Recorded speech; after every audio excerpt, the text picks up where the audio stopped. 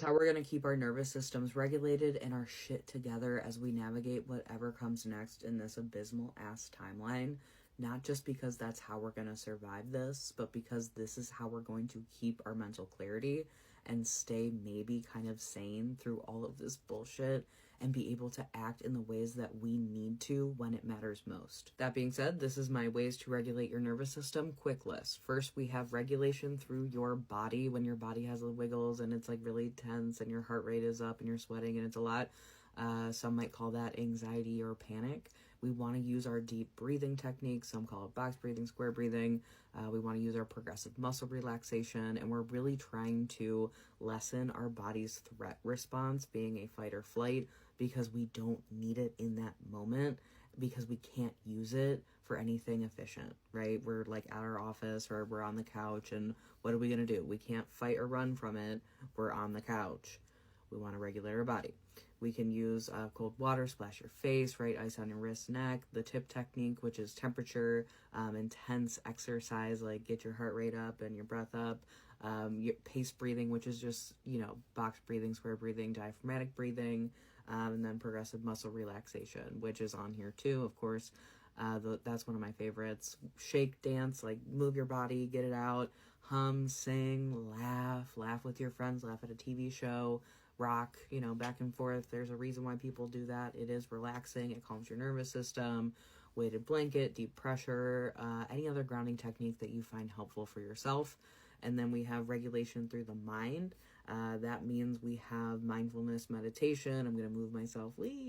Visualizations, guided or your own. You can find them on YouTube, the tube of you, whatever. Self-compassion or positive self-talk. Like, be nice to yourself. It literally does relax your nervous system and makes you feel like okay a little bit, or at least maybe okayer or not worse. Journaling, of course, it's nice to get those out and maybe even like rip it up, burn it, throw it out the window. Maybe not litter, but you get what I'm saying. We want to make sure we're using like cognitive coping skills, mantras, and it gets cut off here. So maybe take a screenshot. I'll try to get out of the way. And there you go. We'll go to the next. Last on this list is humor. Duh. Let's laugh about it. It helps us like in every way possible, and just do it. Be funny and be around people that are funny. Speaking of which, relational and environmental regulation is the next kind of theme of regulation here that I'll suggest. It is calling or texting someone who makes you feel safe. Be with someone who makes you feel safe.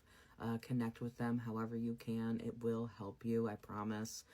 Spending time with your fur babies, snuggle them, kiss them, hold them, just look at them, laugh with them, play with them. It's always fun to watch them roll around and run around and do all that fun stuff. Hugs and physical touch with loved ones if you have access to that or you like that.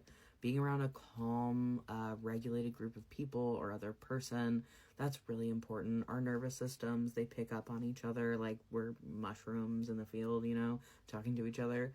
We can feel each other's stress and panic. So be around people who are regulated. If everyone around you is screaming, you're going to feel that, right? It's not a good feeling and it'll escalate you. Reduce the sensory input. We don't need any more things overwhelming you. Like, period. Enough said. The world is a lot. Everything is a lot right now. Let's not put a lot on top of a lot.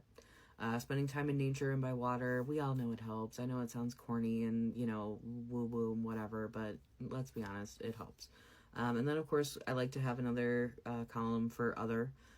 Eat something nourishing, right? Like, have something that makes you feel good and makes your body feel good, refreshed. Make sure you are staying hydrated. Your body does not like to be dehydrated. It gets really angry, doesn't it? And you feel it. And we don't want that at all because you're already suffering enough.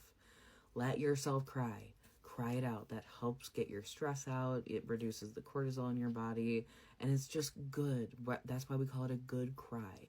Because we need to have it. Yeah, it's good. Sleep, rest, like actually take rest. Lay on the couch. Watch TV. Do something that requires nothing of you. Chill the fuck out. And then be creative. I don't know, make something, create something. If you have a project that you've been wanting to do that. Put your energy into something creative and fun and distracting and dopamine, fulfilling and all that fun stuff. Oh, yeah. Take a screenshot if you want it. There you go. I really hope this helps, and I do want to just remind you that being regulated doesn't mean being like numb and not caring or not being upset or doing nothing. It just means that while you are caring and you are upset and you are doing something about it, you're not absolutely losing your shit. You're your best self, or at least as close as that self as you can be. You're not like taking risks that you don't need to because you can't think clearly. Like, basically, it puts you in the best position to show up exactly the way that you want and need to in this moment. Not saying that, like, you don't care and, you know, you're emotionless and numb. That's not what regulated means. It just means that while you are experiencing the human experience, you can do so, like, functionally and somewhat maybe kind of comfortably.